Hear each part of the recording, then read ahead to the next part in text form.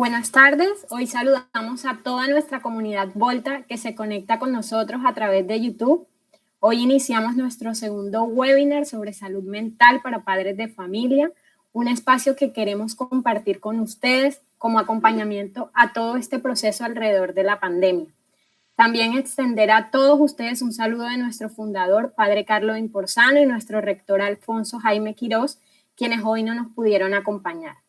Les recordamos que pueden dejar sus preguntas en el chat de YouTube y al finalizar daremos respuestas a ellas. Hoy nos acompaña nuevamente Gresa, la empresa asesora en todos nuestros protocolos de bioseguridad, y en esta ocasión es Gabriela Ferrero Rincón, psicóloga máster en investigación en psicología clínica de la Universidad de Barcelona, actualmente consultora en salud en la empresa Gresa, y ha trabajado en la elaboración e implementación de protocolos de bioseguridad en colegios y jardines, quienes liderará esta charla. Bienvenida, Gabriela. Hola, buenas tardes a todos. Es un gusto estar aquí nuevamente con ustedes. Ahí espero me estén escuchando bien. ¿Me pueden confirmar si me están escuchando bien? Sí, te escuchamos. Vale, perfecto.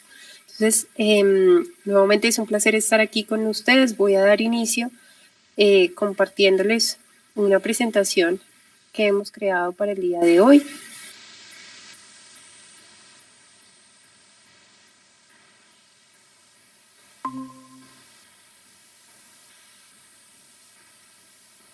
Nuestro objetivo hoy es hablar sobre salud mental, es darles, primero que todo,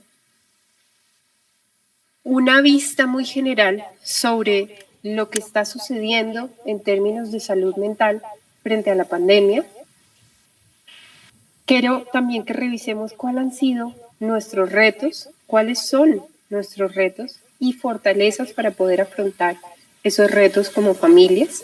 Vamos a hablar de algunas recomendaciones de salud mental dentro de nuestros hogares, de nuestras familias. Vamos a hablar de precisamente cómo comunicarnos con nuestros hijos, con los jóvenes, con los niños, acerca de esta pandemia y del regreso eventual a las clases presenciales. Y a lo último, si estamos bien de tiempo, podríamos responder algunas preguntas que se generen por medio del chat.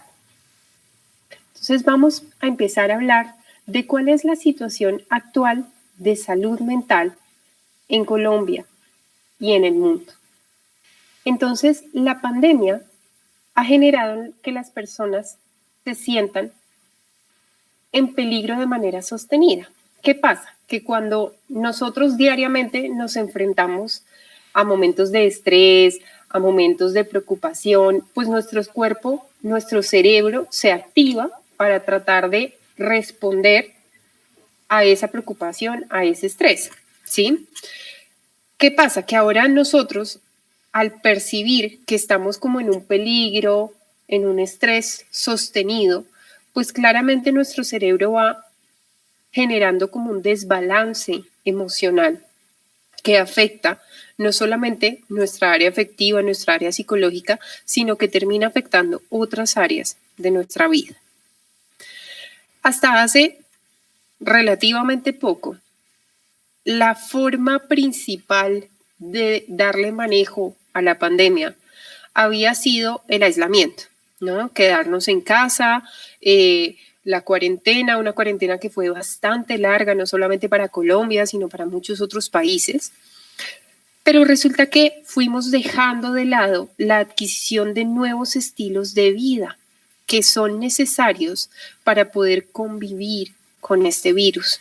Sabemos que lamentablemente por ahora y al parecer en bastante tiempo no vamos a poder encontrar como esta solución definitiva frente a la pandemia. ¿Qué nos quiere decir esto? Que nosotros tenemos que precisamente convivir en nuestro día a día con el virus sin verlo como este monstruo verde, horrible, peligroso que nos quieren hacer ver a veces los medios de comunicación, sino simplemente como una variable más que afecta nuestra vida.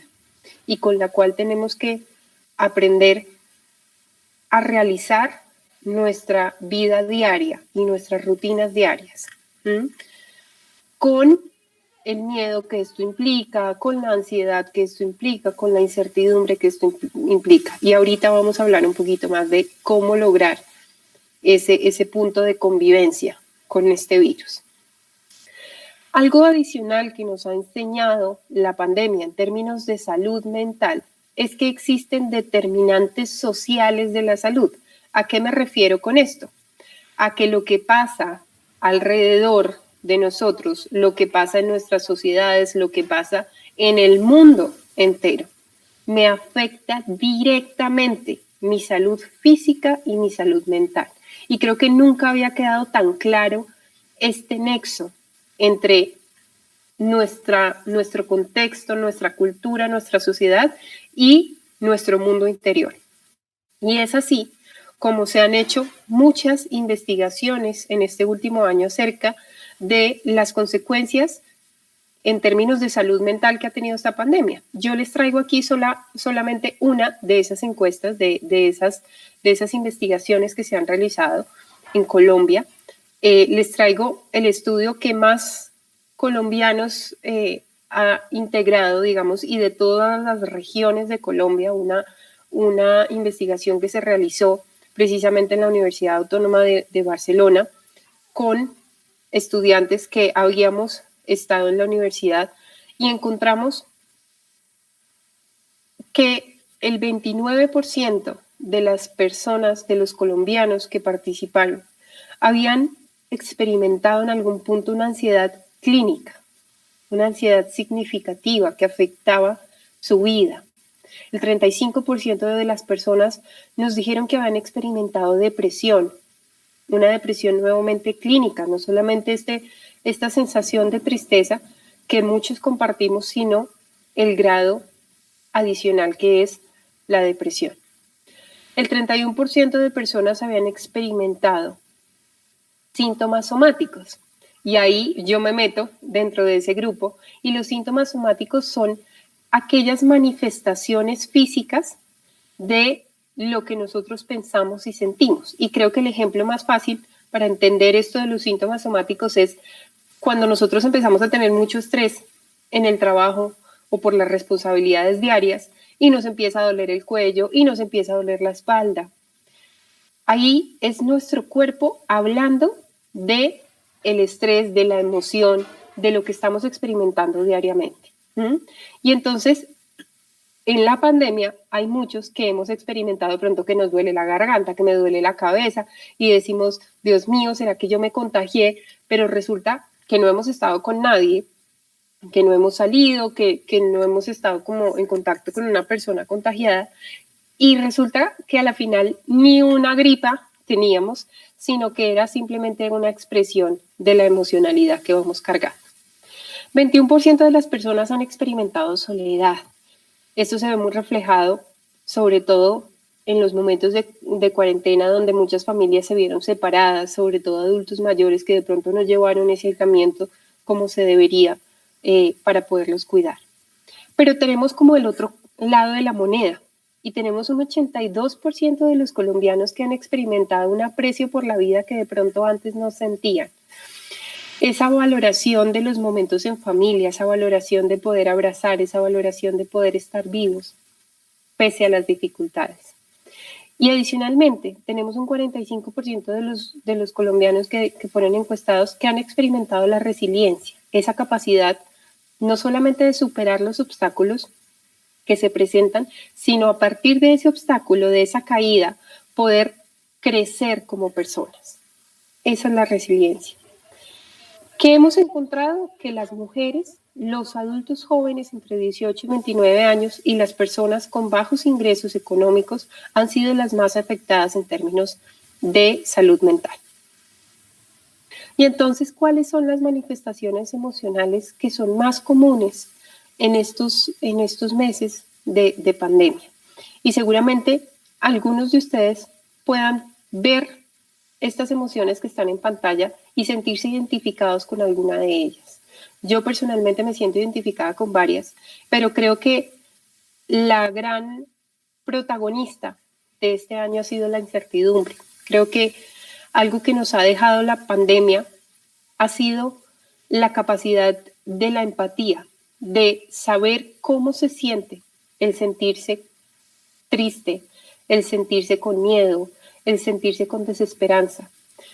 Es decir, yo como ser humano me he dado cuenta de cómo es estar en cada una de estas emociones o manifestaciones emocionales, y eso me permite entender cómo se siente el otro, y en los momentos en que el otro siente miedo y en los momentos en que el otro siente culpa o frustración, yo puedo ponerme en sus zapatos. Y eso es algo que en medio de la pandemia ha sido muy positivo, el podernos mover con empatía. Pero siempre nos queda esta duda de, bueno, ¿por qué mi miedo es diferente al del otro? ¿Por qué yo me siento más ansioso que mi vecino o que mi pareja? Y resulta que las manifestaciones emocionales de los seres humanos son tan variables como son variables los seres humanos. Es decir, todos tenemos diferencias individuales, biológicas, psicológicas, pero también contextuales que nos hacen manifestarnos diferente en nuestras emociones. ¿Y de qué depende esa variabilidad de las emociones? De nuestra historia de vida, de lo que hemos vivido hasta este momento. Es diferente yo decirle ahorita a un adolescente que tiene que aislarse a un adulto mayor que de pronto antes no tenía mucho la costumbre de salir. O puede ser que yo reaccione diferente porque yo ya había pasado por otra situación difícil en mi vida, una situación de enfermedad, una situación de aislamiento. Y entonces yo tengo otras herramientas diferentes en este momento, y por eso mi emoción en este momento es diferente. Entonces fíjense que hay muchas variables que pueden afectar la manera en que los demás responden emocionalmente a este tipo de situaciones, y tenemos que ser respetuosos de esa vida que esas personas han vivido y que las lleva a este momento a experimentar las cosas como las están experimentando. Esta diapositiva, digamos, tiene este objetivo, y es generar, como les decía, esa empatía frente a la vida y las emociones de los demás. Adicionalmente, quiero que hablemos un poco de las consecuencias psicológicas que ha tenido el confinamiento y el desconfinamiento. ¿Con qué objetivo? Con que sepamos que estas cosas de las que vamos a hablar están sucediendo en este momento en las familias colombianas, y por tanto debemos movilizarnos a poder crear redes de apoyo familiares en nuestras comunidades, a pensar antes de juzgar y criticar a otra familia, porque cada familia es un mundo diferente que puede estar experimentando consecuencias diferentes debido al confinamiento. Entonces, primero tenemos niños, adolescentes que están deshabituados a las clases, que están deshabituados a las actividades que antes solían hacer. Muchos que están aburridos, llega un momento del día en que se desesperan, en que ya no saben qué hacer. También tenemos unos niños que durante el periodo de cuarentena fueron el centro de la atención de la familia. Y es absolutamente normal, porque pudieron estar con sus familias todos juntos durante las 24 horas del día, y claro, ahora nos dicen, bueno, hay que volver a trabajar, o muy próximamente vamos a tener que volver al colegio. Y esto genera también unos problemas de desapego, no solamente del niño hacia los papás, sino de los papás hacia el niño, ¿no? Cómo nos cuesta a veces salir a trabajar y saber que él se queda en casa y que yo ya no puedo acompañarlo como si lo acompañé en la cuarentena. Tenemos unas problemáticas alrededor del sueño, sobre todo en adolescentes, y también lo vemos en los niños, porque se han desajustado las rutinas. Y entonces, claro, antes cuando salíamos a trabajar y a estudiar, pues entonces teníamos unas rutinas muy establecidas. Llegó la cuarentena y se nos cambiaron esas rutinas y empezamos de pronto a acostarnos más tarde. Y ahora nuevamente el desconfinamiento nos implica un recambio de rutinas de nuevo, y eso implica un ajuste. ¿Qué pasa?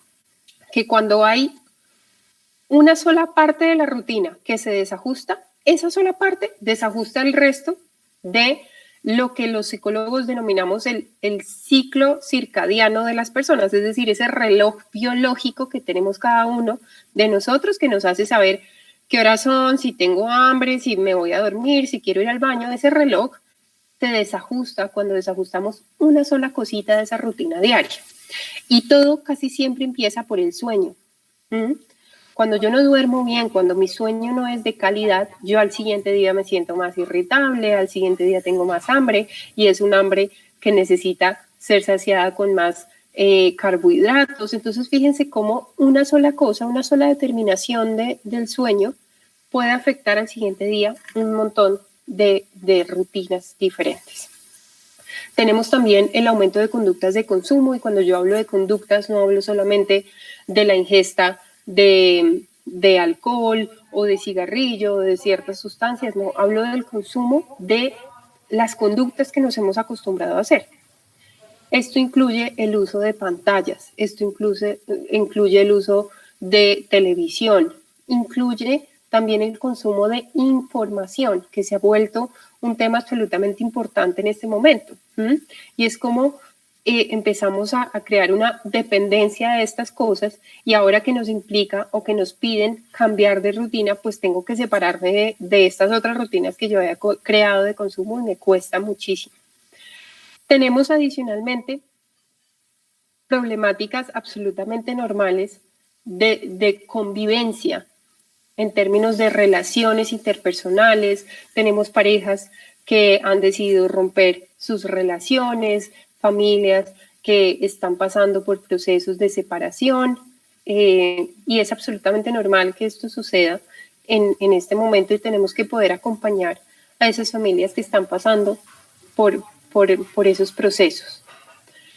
Tenemos otra situación absolutamente importante, que son todas las familias que han perdido a un integrante o un ser querido y están pasando por el duelo propio de la pérdida, pero adicionalmente están pasando por un duelo y una rabia de no haberse podido despedir adecuadamente de estos familiares, ¿sí? Que es un duelo adicional al dolor propio de la pérdida.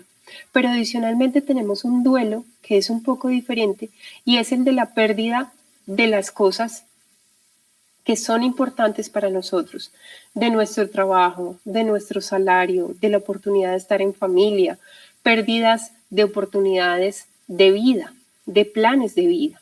Y eso genera sentimientos como la culpa, como la tristeza, como la frustración. Y entonces, adicionalmente, tenemos ciertas problemáticas psicológicas que pueden estarse presentando en los niños y adolescentes. Por la parte de los niños, encontramos que hay algunos que pueden estar presentando cambios en su comportamiento, ¿sí? Y entonces, por ejemplo, tenemos niños que ahorita se presentan un poco más desafiantes, opositores frente a las reglas. Y entonces le digo, mira, no hagas eso, y lo hace, ¿no? Entonces vemos cómo son un poquito más desafiantes que antes. Esto es un cambio de comportamiento que puede ser absolutamente normal frente a los cambios de rutinas y todo lo que está sucediendo. También tenemos niños que presentan un poco más de berrinches, un poco más de necesidad como de llamar un poco la atención. Como les digo, esto va muy unido al hecho de me siento aburrido, no sé qué hacer. Tenemos también algunos comportamientos que pueden ser regresivos en los niños, sobre todo cuando son muy pequeños. Entonces, cuando yo hablo de estos comportamientos son, por ejemplo, el niño chiquito antes me avisaba cuando quería ir al baño, ahorita ya no me avisa. Y entonces tenemos el problema del pañal, o que mojó la cama o algo así. Son comportamientos que de pronto ya habíamos alcanzado, pero que de un momento a otro como que hacemos ese retroceso. Tenemos también cambios en el patrón del sueño de los niños, que, como les decía, afecta otras áreas de su vida. Tenemos una dificultad para aprender, una dificultad para estar concentrados, sobre todo cuando tenemos clases virtuales, a veces es un poquito más difícil. Y claramente los niños también tienen una sensación de tristeza, de falta de control. En los adolescentes, por otra parte, tenemos también unos cambios de comportamiento que son importantes, que son un poquito a veces más difícil de detectar estos cambios en el comportamiento son personas que pueden tener en este momento sentimientos de decepción, de ¿por qué me pasa esto a mí? Sabemos que los adolescentes en esa etapa del desarrollo personalizan mucho todo, ¿no? O sea, son como los protagonistas del mundo. Y entonces es ¿por qué esto me tiene que pasar a mí? Y entonces si teníamos el prom, es que justo a mí se me tenía que cancelar, ¿sí? Entonces es un poco esta decepción y esta cosa de ¿será que yo puedo hacer planes a futuro o no? Esta confusión, esta desconfianza incluso sobre su futuro. Hay una dificultad en ellos en el aislamiento porque sabemos que en la adolescencia las personas buscan ese contacto social. Es una edad que es absolutamente clave para la generación de una identidad personal y eso implica el contacto con los demás. Y entonces el hecho de no te puedes ver con tus amigos, no puedes verte con la chica que te gusta, por ejemplo, eso es un reto bastante grande del aislamiento en estos momentos. Tenemos obviamente toda la aburrición, toda la frustración, la confusión, el desconcierto y claramente en ellos también tenemos como esta dificultad para aprender. Y hay un tema que es bien importante y son las problemáticas de salud mental preexistentes, que a veces nos han vendido como esta idea de no, los niños no tienen estas problemáticas de salud mental, son problemas de aprendizaje, son problemas de desarrollo y nos hemos dado cuenta que no, que a veces los niños también tienen dificultades en su salud mental y tenemos que poner atención y buscar ayuda en profesionales de salud mental. Entonces, estas son las consecuencias que nosotros, digamos, podemos ver a corto plazo, pero desconocemos las consecuencias que la pandemia tenga a largo plazo en la salud mental de los niños, de las niñas y de los adolescentes. Y sé que hasta ahorita tenemos un panorama bastante oscuro sobre lo que está sucediendo en términos de salud mental. Y entonces, ¿qué podemos hacer los padres para ayudar a nuestros hijos? Primero, y una de las cosas más importantes, es ofrecer, pero también buscar apoyo psicosocial. Los papás debemos poder cuidarnos para poder cuidar de nuestra familia. Si yo no estoy bien, si yo estoy claudicado, si yo estoy cansado, si estoy fatigado, pues muy seguramente no voy a poderle dar un cuidado de calidad al resto de mi familia. Por ende, la salud mental empieza desde lo propio, lo que me corresponde a mí hacer para poder cuidar a los demás. Y esto implica también que yo, una vez trabajo en mi propia salud mental, voy a poder ofrecer algunas herramientas socioemocionales a los niños, a los adolescentes. Voy a poder acercarme al colegio a decir, mire, se me está presentando esta situación, me estoy separando de mi pareja, necesito que me apoyen en cómo hago para cuidar a mi hijo, cómo hago para que esta transición sea un poco más fácil. Es decir, es poder buscar ese apoyo psicosocial en las redes que tengan de apoyo alrededor. ¿Y qué buscamos con esto? Crear una cultura del cuidado, en donde no solamente metamos el cuidado físico, ahora también metemos la bioseguridad y también dentro de ese paquete metemos ahora el cuidado de la salud mental. Y entonces, ¿cómo podemos lograr crear esta cultura del cuidado? ¿Cómo podemos realmente comprometernos a ponernos la camiseta del cuidado? Primero que todo, tenemos que encontrar y saber por qué es importante que los niños, que los adolescentes vuelvan a su colegio. Después de que el colegio esté preparado, haya hecho evaluaciones, haya hecho todo su protocolo de bioseguridad, haya hecho todo el proceso de reapertura, de preparación necesaria, de implementación de estos protocolos, es importante comprometernos con que los niños vuelvan al colegio. ¿Por qué? Porque hemos encontrado que existen periodos de desaprendizaje que afectan no solamente el presente académico del estudiante, sino que afectan también el futuro académico de los niños, de los adolescentes. Hemos encontrado, se han hecho bastantes investigaciones sobre el tema del desaprendizaje, sobre todo en periodos de 3, 4 meses, en que ellos no reciben de pronto la misma atención en términos académicos y se empieza a olvidar de un 20 a un 50% de los conocimientos en habilidades duras como las matemáticas, el lenguaje, sociales. Entonces es importante que ellos no tengan estos periodos tan largos de desaprendizaje. Adicionalmente, en los 7 primeros años de vida, tenemos los momentos más críticos para desarrollar las capacidades cognitivas, afectivas y psicosociales de los niños. También en este lapso de tiempo, el cerebro alcanza de un 80 a un 85% de las conexiones neuronales. Y estas conexiones neuronales no solamente se dan pues, por la naturaleza propia de la plasticidad cerebral, sino que adicionalmente dependen mucho de las interacciones y las experiencias que tengan los niños con su entorno, con sus pares y con los adultos. Sabemos que los colegios son los entornos propicios para encontrar indicadores de comportamiento, indicadores cognitivos que nos puedan implicar una situación de riesgo. Hemos visto una y otra vez cómo el colegio se vuelve un catalizador de encontrar a los chiquitos que de pronto necesitan ayuda a nivel de aprendizaje, que de pronto tienen algunas problemáticas con su desarrollo motor, con su desarrollo cognitivo, y cómo el colegio se da cuenta oportunamente de estas situaciones y puede entonces derivar a procesos de intervención para un desarrollo óptimo de los estudiantes. También el colegio es un escenario absolutamente propicio para el fortalecimiento del autoconcepto, de la autoestima, de la autorregulación, de las habilidades sociales, lingüísticas, motrices y artísticas de las personas. Es decir, es un desarrollo integral del ser humano.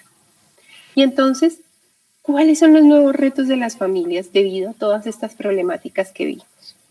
El primero es generar una relación estable, sólida y nutritiva para los niños y los adolescentes, de manera que se genere una confianza en ellos, en el manejo que los adultos le están dando a esta pandemia. Por eso es tan importante que tengamos una actitud positiva, un conocimiento verdadero sobre la pandemia, sobre lo que estamos sintiendo y experimentando, para generar en ellos esa confianza de estamos haciendo lo que está en nuestras manos. En la cuarentena hemos alcanzado a generar un vínculo que de pronto antes no teníamos con ellos, precisamente porque estamos pasando mucho tiempo con ellos. Se ha generado una relación segura y fuerte y queremos que esa relación se mantenga con ellos, que no se pierda de nuevo en las rutinas de la vida. Tenemos que tener en cuenta que el miedo puede ser contagioso y ellos son como esponjas que absorben, no solamente absorben lo que les enseñamos directamente, sino que absorben también nuestras actitudes, nuestras formas de expresión. Si yo me expreso de la pandemia de una forma muy, muy negativa o del regreso a clases con una forma muy, muy temerosa, pues ellos absorben eso y seguramente esas van a ser sus propias palabras el día de mañana. Entonces tengamos cuidado con la forma en que nos expresamos y hablamos de lo que está sucediendo. Y la idea es que sabemos que ustedes han sido como estos profesores sustitutos y lo han hecho muy bien hasta el momento y queremos que sigan vinculados a la enseñanza. Muchos han tenido la oportunidad de participar en esa enseñanza que a veces de pronto se quedaba dentro del colegio y no éramos tan partícipes. La idea es sigamos vinculados y educando para la vida. Y claramente el educar para la vida implica enseñar habilidades como la resiliencia ante escenarios de adversidad. Entonces, ¿cómo podemos lograr eso? Primero, ya les dije lo más básico, cuidarse ustedes primero. Acudan a una ayuda, a un soporte, a un acompañamiento, a una orientación por parte de sus redes de apoyo, por parte de sus familiares, por parte de profesionales de la salud que los puedan guiar en esos momentos de dificultad propia, para que ustedes estén bien, para que ustedes estén regulados y asimismo poder llegar al resto de su familia.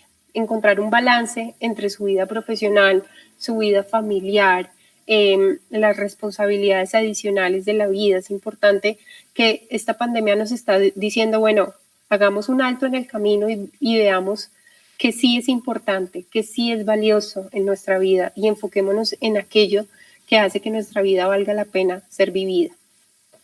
Encontremos a veces, hemos encontrado que hay cuidadores alternativos que nos ayudan un poquito a bajar las cargas. Es importante que estos cuidadores alternativos sean personas claramente que no tengan comorbilidades, que no tengan riesgos mayores, pero que nos puedan apoyar de vez en cuando en ese cuidado a los niños. Es importante que como familia reconozcamos las pérdidas que hemos tenido en esta pandemia, pero también reforcemos las ganancias que hemos tenido. Seamos conscientes de lo bueno y de lo malo de esta pandemia y ese va a ser nuestro lenguaje para con ellos. Hay algo muy importante y es que cuando existe la comunicación entre familias, tendemos a compararnos entre familias, ¿no? Y entonces nos dejamos llevar porque es que ellos sí pudieron hacer esto, es que los niños de ellos sí siguen haciendo esto, es que los adolescentes de esta otra familia están mucho mejor, y entonces nos comparamos con las otras familias sabiendo que cada familia, como les decía hace un momento, es un mundo diferente y tiene necesidades diferentes, ¿sí? Es importante trabajar en la comunicación asertiva para enfrentar los desafíos, en poder comunicar lo que estoy sintiendo y pensando de una manera asertiva sin juzgar también las emociones y los pensamientos del otro. Como les decía hace un momento, tenemos que enfocarnos en mantener la cercanía y la intimidad que hemos logrado gracias a la cuarentena, ¿sí? Si hemos logrado generar espacios en familia, como hace mucho tiempo no los teníamos, pues ojalá de nuevo cuando empecemos a trabajar, cuando empecemos a ir al colegio, estos espacios no se pierdan del todo. Y una de las principales recomendaciones a nivel psicológico es establecer unas rutinas diarias. Como les decíamos hace un momento, el término de cambios de rutinas es muy importante en este momento. Si ustedes ya tienen planeado que su hijo va a entrar a las clases presenciales el próximo año, entonces aprovechemos este tiempo para generar rutinas que se acerquen un poquito a esa realidad del colegio presencial, para que cuando empecemos realmente la presencialidad sea mucho más fácil y más progresivo para ellos ese cambio y esas nuevas responsabilidades. Empecemos a implementar desde casa las medidas de bioseguridad que ellos van a tener en el colegio, para que cuando ellos lleguen al colegio no sea algo nuevo y desconocido para ellos. Hagamos que para ellos sea más fácil este momento. Enseñar las medidas de bioseguridad en casa es clave. Tenemos chiquitos que a veces entran a las clases y no saben que tenían que utilizar tapabocas porque nunca lo utilizaron dentro de sus casas y ahora es más difícil para ellos utilizar tapabocas con el resto de sus compañeros, ¿sí? Entonces empecemos a implementar esas medidas de bioseguridad desde casa pensando en su bienestar emocional, no solamente en su cuidado físico, sino también en ese cuidado emocional. Lo que queremos es llevar la cultura del cuidado de bioseguridad que pretendemos manejar en el colegio, llevarla a la casa. Que entre ustedes también se cumplan esas medidas de bioseguridad, que entre ustedes hablen y lleguen a acuerdos de bioseguridad para que todos los conozcan y los cumplan. Es importante conocer las necesidades psicosociales y de salud mental que tengan los niños previamente. Si yo veía que de pronto mi niño tendía hacia estar más bien melancólico, o a veces estar muy ansioso y muy estresado por sus clases. Esas son alarmas que debemos prestarles atención y podemos buscar ayudas pertinentes para manejarlo y que no se nos convierta en un problema mayor en el futuro de ese niño. Generemos autonomía y liderazgo, sobre todo en los adolescentes. Ellos son nuestra mano derecha para enseñarle a los pequeños. Los adolescentes pueden ser ese ejemplo a seguir para los más pequeños de la casa en términos de bioseguridad, de cuidado de salud mental. Hay una realidad que creo que todos conocemos, y es el hecho de que una vez empecemos la presencialidad, vamos a tener que estar distanciados, no vamos a poder abrazarnos, no vamos a poder besarnos, no vamos a poder compartir nuestros objetos personales. Entonces, efectivamente, los niños o los estudiantes van a tener como esta falta de contacto físico que nosotros en casa debemos reforzar. Entonces, una vez cumplamos con todas las medidas de bioseguridad, cuando él regrese a la casa, cojámoslo a besos, a abrazos y démosles todo ese contacto físico que de pronto les va a faltar en el colegio, en la presencialidad, pues por términos de bioseguridad. Tenemos que utilizar las pantallas como aliadas en este momento. Por mucho tiempo las pantallas fueron el tabú y los niños no pueden utilizar celular y no pueden utilizar el computador y ahorita nos estamos dando cuenta de que es necesario y es un recurso para el aprendizaje. Entonces tenemos que utilizarlas como aliadas con mucha responsabilidad en el aprendizaje. Y evitar la exposición a noticias alarmantes, sobre todo cuando los niños o adolescentes tienen la posibilidad de utilizar redes sociales. Sabemos que las redes sociales a veces pueden ser desinformativas. Entonces es importante revisar la información que ellos tienen sobre la pandemia para poder darle un adecuado manejo.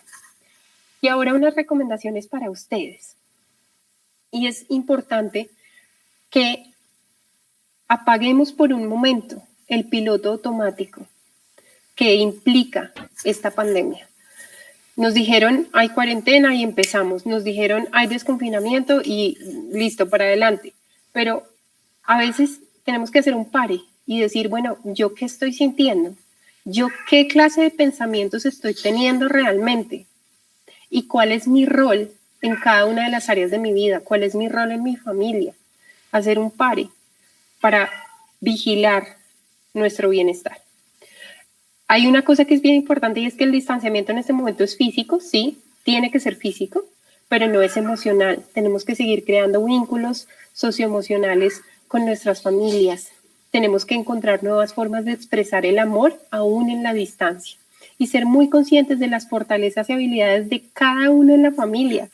Mira, ¿tú qué aportas a esta familia? ¿Cuáles son tus fortalezas? Qué bonito decirle al otro, mira, amo que nos hagas reír, me encanta cuando podemos hablar de este tema, me gusta que pasemos tiempo en familia, me gusta que me escuches.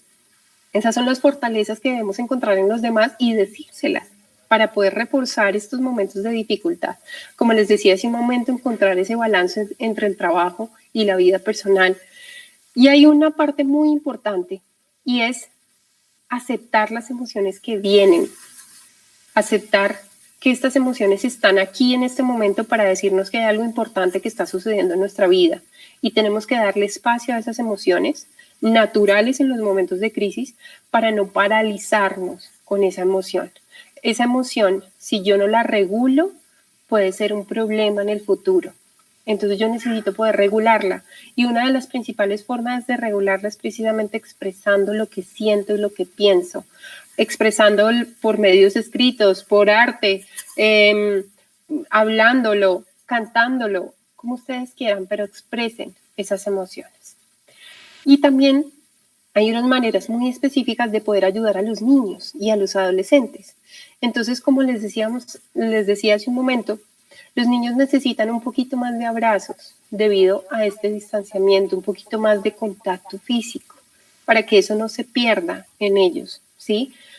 Pero también hay que enseñarles cómo yo puedo expresar mi amor por medio de mis ojos, cómo yo puedo expresar amor por medio de mis manos, cómo acepto ese amor y que el amor no solamente viene en forma de besos, sino que puedo expresarlo de otras maneras. Es muy importante que ellos sigan estableciendo relaciones con otros familiares por medios virtuales, por medios telefónicos, hablar sobre lo que ven en la televisión, en las redes, como les decía hace un momento. Asegurarles actividades recreativas. Sabemos que ahora las casas se han convertido en restaurantes, en oficinas, en colegios, y también tenemos que convertirlas entonces en un centro de recreaciones para ellos, encontrando claramente los momentos posibles y factibles para estas actividades. Y con los niños tenemos que regular el lenguaje que utilizamos para explicarles la pandemia. Utilizar un lenguaje muy sencillo, muy fácil de entender para ellos, pero sin engañarlos, ¿sí? Porque entonces es que el coronavirus está en el aire. Mentira, no está en el aire, ¿sí? O sea, no respiro y me contagio, no. Tengo que explicarle que si yo estoy muy cerquita de otra persona y respiramos muy cerquita uno a otro, entonces yo puedo contagiarme, ¿sí? Pero entonces es explicarles la verdad del COVID, pero con un lenguaje mucho más sencillo. Y en los adolescentes es importante tratar de pasar tiempo al aire libre. A veces ellos dicen, pero es que yo ¿para qué salgo? Si yo aquí tengo el iPad, si yo aquí tengo el Xbox, ¿yo para qué salgo?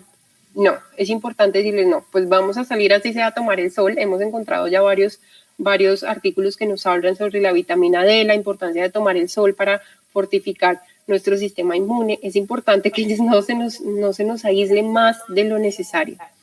Establecer horarios en ellos es muy importante, sobre todo en el sueño. Los adolescentes es normal que generen estos cambios de horarios y entonces ya no me duermo a las 10, 11 de la noche, sino me duermo a las 2, 3 de la mañana y eso es absolutamente normal en ellos, pero tenemos que regularlo. O sea, tenemos que, así nos volvamos un poquito cansones, tenemos que tratar de que ellos no duerman mucho en el día para que realmente en la noche estén cansados y generen realmente sueño para poder alcanzar un sueño reparador que se alcanza realmente con la oscuridad de la noche. Y es muy importante escuchar cuáles son sus frustraciones, escuchar ellos qué opinan. En la adolescencia hablábamos hace un momento que en la adolescencia se genera como esta personalidad, esta identidad de yo quién soy y quién quiero ser. Entonces es muy importante hablar de eso, ¿no? ¿Qué opinas tú de tu futuro? ¿Qué opinas tú de las posibilidades que tienes ahorita? ¿Qué opinas tú de la situación? Escucharlos y que ellos generen unas actitudes y unas creencias apegadas a la realidad es bien importante en ellos. Y tenemos un tema muy importante ya terminando y es cómo podemos hablar en familia. Y lo primero es que para hablar se necesita escuchar. Y se necesita escuchar con todos los sentidos. Se necesita escuchar mirando a la cara. Se necesita escuchar observando. ¿Sí? Porque a veces nos quedamos en escuchar palabras, pero no lo estoy viendo. Y es importante poder observarlos, sentirlos con curiosidad, estando presentes cuando ellos nos hablan. A veces nos hablan y estamos en el celular, nos hablan y estamos en la reunión. No, es importante mostrar interés y no juzgar lo que están pensando sin interrumpirlos ni imponer mi creencia encima de la del niño o del adolescente. Con respeto por cada palabra, por cada expresión, pero también por cada silencio que ellos generan. Los silencios también nos hablan. Hay que ser muy honestos y muy precisos, como les decía hace un momento, sobre todo frente a los mitos o creencias equivocadas que hay sobre el COVID en este momento. Es importante utilizar mensajes de seguridad y control. Todos en este momento sentimos incertidumbre, pero entonces tenemos que saber, y ustedes sepan que pueden hacer cosas para sentirse en control de lo que está sucediendo. ¿Estamos en medio de un mundo de incertidumbre? Sí. Pero ustedes en su familia pueden generar momentos de control. ¿Cuál es un momento de control? Todos preparando el desayuno. Eso es un momento que ustedes pueden controlar. Todos viendo una película. ¿Y qué película ven? Eso lo pueden controlar. Enfóquese en aquello que ustedes sí pueden hacer, sí pueden decidir en este momento para sentir un poco más de control. Refuercen lo positivo en vez de castigar lo negativo. ¿Cómo hago para que entienda que se tiene que poner el tapabocas? Pues no me pongo a pelear con él, o no todo el tiempo. Más bien encuentro formas de reforzar positivamente, de gratificar, de recibir recompensas por aquello que ellos sí están haciendo bien. Y para esto necesito la empatía. Y la última recomendación es reconozcan lo que no saben. Lo que no saben responder, digan, no sé, no tengo ni idea. Que si el virus vive mucho tiempo en las plantas del jardín. No tengo ni idea, no sé. Voy a buscar. Busquemos entre los dos información. averigüemos y discutimos lo que encontremos. ¿Qué queremos? Crear un ambiente de confianza, que ellos sepan que nosotros como adultos estamos haciendo lo que podemos para poder salir de esta situación que es de mucha incertidumbre. Y por último, quiero hablar de un tema que es bien importante y es la preparación para el diagnóstico. ¿Por qué? Porque todos estamos expuestos a podernos contagiar en algún momento. No quisiéramos que fuera así y por eso estamos trabajando en todas las medidas de bioseguridad, pero tenemos que entender que las medidas de bioseguridad que tenemos disponibles en este momento, las medidas de prevención, no logran un 100% de prevención. Logran un muy buen porcentaje, sí, pero en medio de una pandemia como la que estamos viviendo, no alcanzamos un 100%. Siempre queda un porcentaje muy pequeño en el que podríamos contagiarnos. Y entonces es importante que hablemos de qué pasaría si alguien en nuestra familia o nosotros mismos nos contagiamos.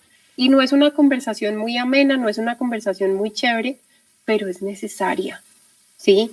Tenemos que poder reunirnos en familia y hablar de qué pasaría si yo me contagio mañana.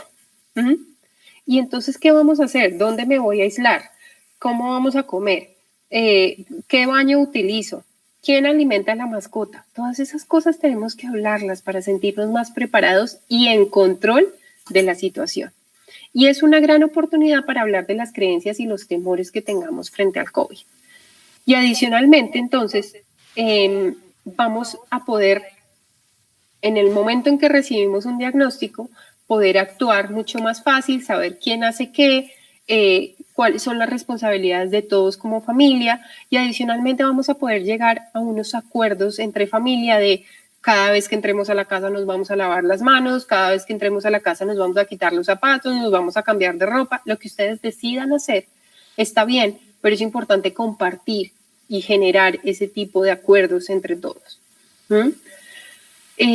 Y nuevamente la invitación más importante es no bajar la guardia, es ser consistentes y prudentes con todas las medidas de prevención, es normalizar el que nos podamos contagiar, pero no relajarnos frente al contagio, es hacer que esta situación de cambio sea lo más progresiva posible para la salud mental. Conserven los aspectos positivos que ustedes hayan podido aprender hasta el momento en términos de bioseguridad, ¿sí? Que el tapabocas amarillo es mejor porque me siento más cómodo. Ese es un aprendizaje muy valioso. No los pierdan y compártanlos en familia. Dejen para último lugar en este momento las reuniones sociales, las pijamadas, las películas. Si no es con su grupo, si no es con su núcleo familiar, no las realicen por ahora. Y sigan informándose, pero a través de fuentes oficiales de información. Los dejo entonces agradeciéndoles muchísimo el espacio y con esta frase que me gustó mucho sobre este momento y cómo estamos siendo los protagonistas de la educación para la vida de estos niños y adolescentes. Entonces, no sé si haya preguntas en el chat, yo no lo puedo ver, pero no sé si pueden ayudarme. Claro, muchas gracias, Gabriela, por tus aportes, por tu valiosa presentación. Estamos muy agradecidos que nos acompañes hoy. En este momento estoy revisando el chat, no encuentro preguntas. Me gustaría dar un minuto para que aquellos que quieran dejarnos alguna la depositen o si no, pues daríamos finalización a nuestro segundo webinar. Bueno, en ese momento encontramos esos agradecimientos, nos están dando las gracias, de verdad a todos ustedes también gracias por asistir, es muy importante para nosotros que sigamos compartiendo, abriendo estos espacios y también muchas gracias a Gabriela por su asistencia. En este momento no tenemos preguntas, entonces damos por finalizado digamos, la charla de hoy, agradeciendo nuevamente a todos los padres por su asistencia y a Gabriela por sus valiosos aportes. Con mucho gusto. Igual, si tienen alguna duda, alguna pregunta, por medio del colegio pueden hacerla llegar. Comuníquense mucho con el colegio y estoy segura que ellos podrán ofrecerles la ayuda o orientación que sea necesaria, y pues de nuestra parte, de la parte de Gresa, también estaremos apoyando muy de cerca al colegio para toda esta toma de decisiones y todo este cuidado de salud mental que empieza desde el colegio también. Muchas gracias, Gabriela, muchas gracias a todos los padres que nos acompañaron hoy, y pues esperamos volver a tener un espacio como estos y que se puedan seguir conectando con nosotros. Muchísimas gracias.